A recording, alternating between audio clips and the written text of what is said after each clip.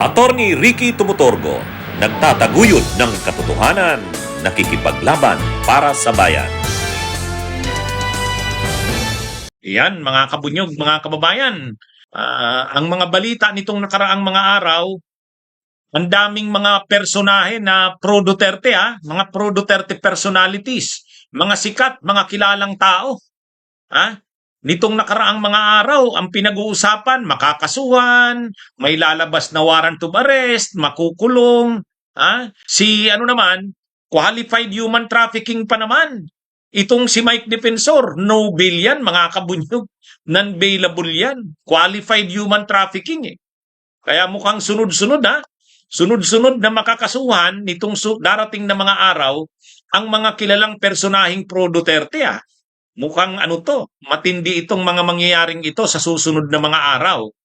Pag nakikita ko yung mga ganyang balita, talagang matindi na naman ang mangyayari sa susunod na mga araw. Siyempre, sasabihin na naman niya ng mga pro-Duterte, ginigipit sila. Political harassment ito sa kanila, panggigipit sa kanila. Kaya lang, wala talaga namang may mga ebidensya laban sa kanila Yan ang problema dyan. Sigurado, maingay na naman ito ang mga DDS. Siyempre, mabigat ito sa kanila. Sunod-sunod. Sunod-sunod. Tapos nawala pa sa kanila ang kontrol ng Senado. Nawala pa sa kanila ang kontrol ng Senado. Tapos magsisimula na ang impeachment ni Sara, yung trial na mismo. Grabe itong kinakaharap ng mga DDS ngayon. ng mga pro-Duterte, Pero, ang problema kasi diyan, seryoso naman talaga yung mga kaso nila at saka may mga ebidensya Hindi naman gawa-gawa lang, hindi naman inimbento lang. Ang nag-anunsyo nito na kakasuhan na si Mike Defensor ay mismo, NBI. Itong isang nakalagay sa platito nyo, itong alleged human trafficking case ni Mike Defensor. Ano na bang status niyan? Dahil lang sabi niya, persecution daw Well, just to be very clear about it. Actually, I'm looking at Friday, kung hindi po Lunes, may papile na po yung additional na kaso, yung mga dapat pa pong managot.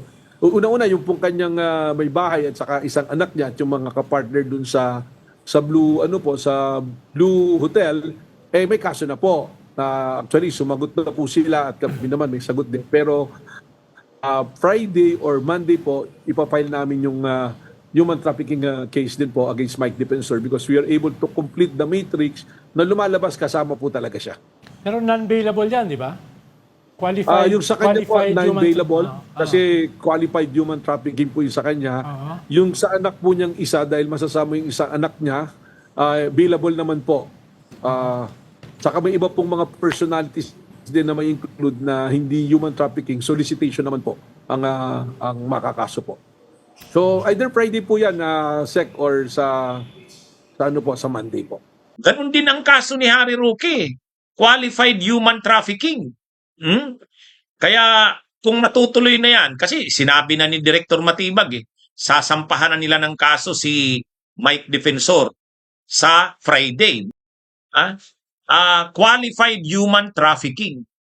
Mukhang nagiging uso dito sa mga pro-Duterte ang human trafficking. Nauuso sa kanila ang human trafficking. Si Kibuloy, human trafficking. Si Harry Roque, human trafficking. Si Mike Defensor, human trafficking. At hindi lang simpleng mga human trafficking. Hindi simple, qualified, mabigat mga kabunyog. Kaya medyo na ito, at sabi ni Director Matibag, napanood ko yung niya na yan, interview sa kanya. Bukas daw pag nag-file sila ng kaso laban kay Mike Defensor, mayroon daw silang ipe-present na matrix. May ipe-present daw silang matrix, ipapaliwanag daw nila bakit naging na-involve si Mike Defensor. Bakit na-involve? Kasi nung una, ang lumalabas yung asawa niya lang at saka anak nung una. Kasi 'di ba ang ano nito, tungkol ito doon sa yung Blue Hotel, Blue Hotel.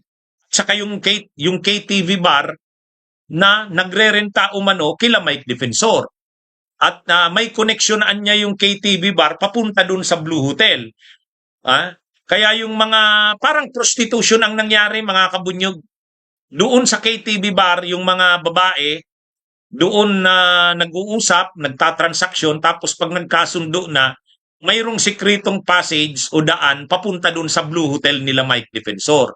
Kaya yung KTV bar, sabi nila Mike Defensor at ng asawa niya, hindi kanila yon, nagre-renta lang. Pero hindi.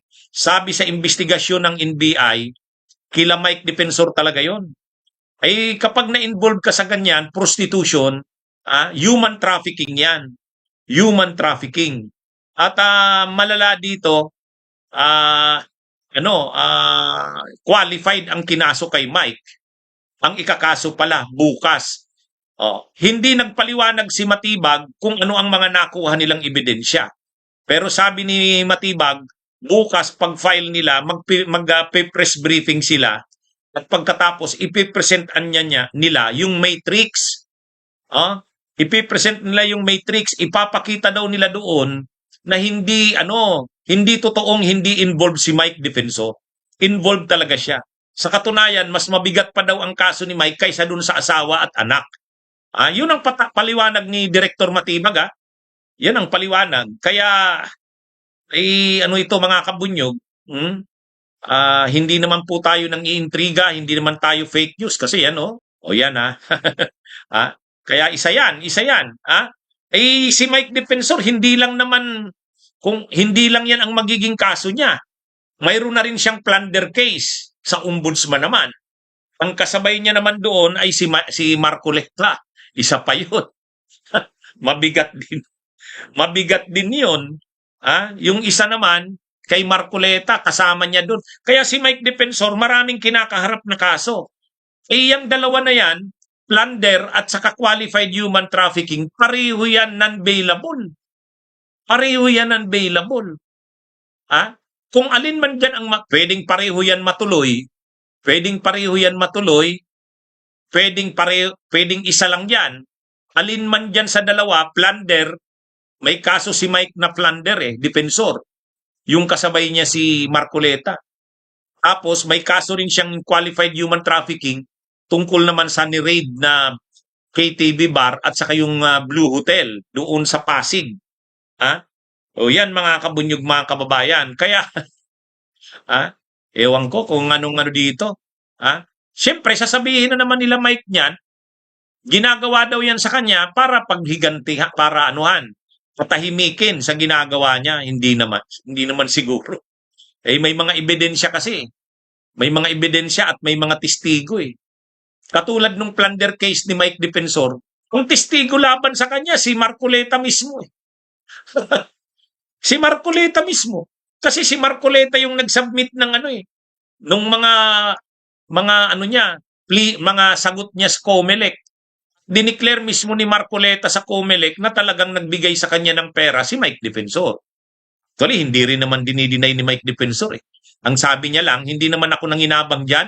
Ang problema, kahit hindi ka nanginabang, indirect bribery yun. At dahil ang amount na involved ay more than 50 million, series ng mga aksyon, hindi lang isang beses yun, maraming beses. So, plunder ang labas ngayon. Plunder ang labas. Yan yung problema ni Mike Defensor. Anyway, mga kabunyog, yung kaso nila na yan ni Marcoleta, actually, kahit si Marcoleta, na rin, sabi ni Marcoleta, malamang lalabas na rin ang warrant of arrest sa kanya. Sabi ni Marcoleta yan mga kabunyog, si Marcoleta na yan ang nagsasabi niyan na posibleng lumabas na ang arrest warrant sa kanya. At ang sabi nga ni Marcoleta, handa naman daw siya. Handa naman daw siya, sabi ni Marcoleta. Bunyog, bunyog, halikan na kasama ka. Bunyog, kapag buklod ay may pag-asa. Luzon, Visayas, Mindanao, isa ang pananaw. Sa bagong Pilipinas ang bunyog isisigaw. Bunyog